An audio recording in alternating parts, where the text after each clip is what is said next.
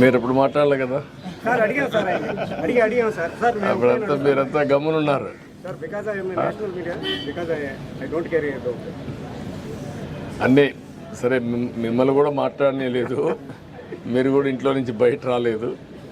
అందరి మీద మీరు అప్పటి నుంచి వచ్చి ఉంటే అంత పోరాడు ఉంటే మీరు ఆపలేకపోయాం కదా. మీరు కూడా దాన్ని ఏం చేయాలో డెఫినెట్గా యాక్షన్ తీసుకుంటా. ఏమ్మా కాదు, దీనికోసం కాదు. ఆ రోజు అందరం పోరాడాం, మీరు పోరాడారు, మేము కూడా పోరాడాం. అదే అన్నీ పోరాడాం. తప్పకుండా అది కూడా నేను ఓపెన్ మైండ్తో ఉన్నాను. నేను తెప్పిస్తాను, ఇన్ఫర్మేషన్ తెప్పిస్తాను. ఆ బిల్డింగ్స్ ఎట్లా కట్టారు అవన్నీ కూడా తెప్పించి ఏం చేయాలి డెఫినెట్గా. నేను మీరు చెప్పేది నాకు అర్థమైంది. ఇది ప్రజల ఆస్తుల్ని ఇష్టానుసారంగా దోచే పరిస్థితికి వచ్చారు, కరెక్ట్ కాదు. ఏం చేయాలి నేను చేస్తాను. దీనికి నేను చెప్పాను చాలా one of the best college ఇది కాపాడుకోవాలి. ఇది తక్షణమే నేషనలైజ్ చేస్తాం, రాష్ట్ర ప్రభుత్వం తీసుకొని దీన్ని ఏ విధంగా ముందుకు తీసుకుపోవాలో తీసుకెళ్తాం. నేషనలైజ్ కూడా కాదు, ప్రైవేట్ కాలేజీ కూడా కాదు. ఇది గవర్నమెంట్ సొత్తే. ఇది ఎండోమెంట్లో ఉంది. మళ్ళా స్టేట్ తీసుకుంటాం, మొత్తం డెవలప్ చేస్తాం. ఏవైతే బినామీ ఉన్నారో అందరినీ కూడా తీసేస్తాం, ప్రక్షాళన చేస్తాం. మళ్ళీ పూర్వ వైభవం తేవడానికి గుర్తుండే విధంగా దీన్ని డెవలప్ చేస్తాం. నుంచి కానీ తెలంగాణ నుంచి అయితే డ్రై పోర్ట్ కింద దీన్ని ఇంటిగ్రేట్ చేసే అవకాశాలు ఉంటాయి. వేరియస్ ఆపర్చునిటీస్ ఉన్నాయి. మన రాష్ట్రంలో కాకుండా నైబరింగ్ రాష్ట్రంలో ఏవైతే ల్యాండ్ ఉండే రాష్ట్రాలు ఉన్నాయో అవన్నీ కూడా చేసుకుంటాం. అల్టిమేట్గా ఈ పోర్ట్ని ఒక మంచి పోర్ట్గా అభివృద్ధి చేయాలని చెప్పి అనుకుంటున్నాం. అది కూడా చేస్తాం. అదే మరి సిటీకి నేను ఇంత మునిపే చెప్పాను, ఆ పనులన్నిటి కమిట్మెంట్ ఉంది, తప్పకుండా చేస్తాం.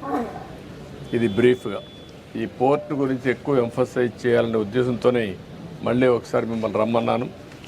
మీరు రాలేకపోయారు. దీనికి ఎన్నో ఉద్యమాలు చేశారు, సంవత్సరాల కొద్ది ఉద్యమాలు చేశారు.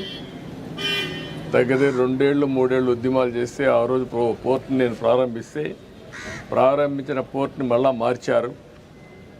అయినా ఇప్పుడు మళ్ళీ దీన్ని డిస్టర్బ్ చేయడం నాకు ఇష్టం లేదు.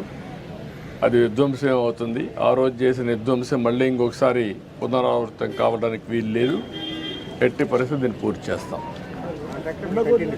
కంటిన్యూ ఈ ప్రాజెక్ట్ పూర్తవుతుంది. పీపీపీ ఇది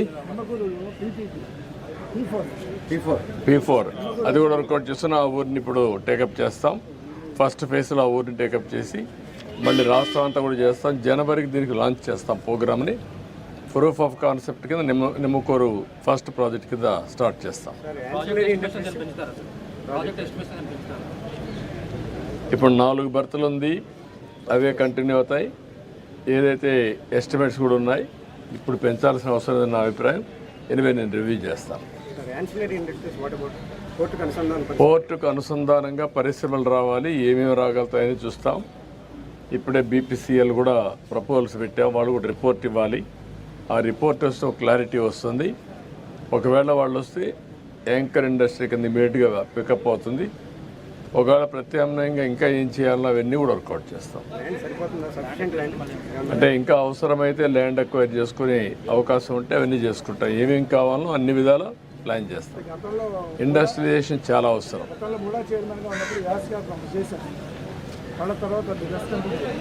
అందుకని ఇప్పుడు ఏంటంటే మెయిన్గా ముందు పోర్ట్ వస్తే చాలా ఇదవుతుంది. ఇప్పుడే మీరు చూసారు నేషనల్ హైవే వచ్చింది, దానివల్ల ఈజీ అయింది. రేపల్లె వరకు రైల్వే లైన్ కూడా వస్తే కనెక్టివిటీ ఈజీ అవుతుంది. ఈ విధంగా అన్నీ కూడా మచిలీపట్నాన్ని కనెక్ట్ చేస్తూ మనం ఇవన్నీ కూడా చేయాల్సిన అవసరం ఉంది.